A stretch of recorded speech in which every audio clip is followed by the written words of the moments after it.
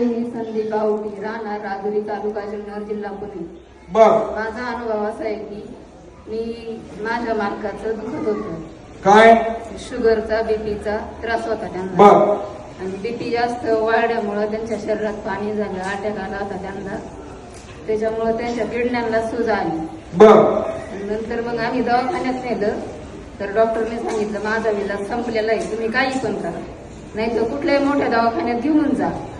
तर आम्ही मग म्हटलं काय कोणत्या दवाखान्यात नेऊ, आमच्यात काही एवढे पैसे नाही आहेत। ते म्हणले 2-2.5 लाख रुपये लागतील।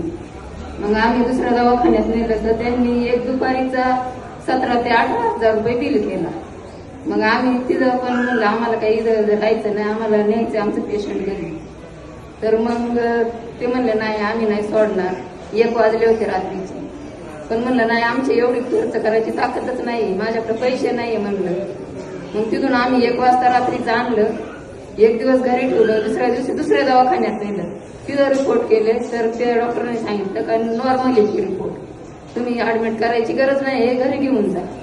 तर 1 जानेवारीला आम्ही दवाखान्यात होतो, आणि त्याच्या आधी आम्ही 2-3 महिने झाले की ते पाणी काढायचं, 40-50 हजार रुपये महिन्याला खर्च यायचा आम्हाला। तर मग 1 जानेवारीला आम्हाला आमची दुसरी वारी होती, आणि मग आम्ही इथं 3ऱ्या वारीला आलो, तेव्हापासून ऍडमिट केलं नाही, शरीरात पाणी झालं नाही।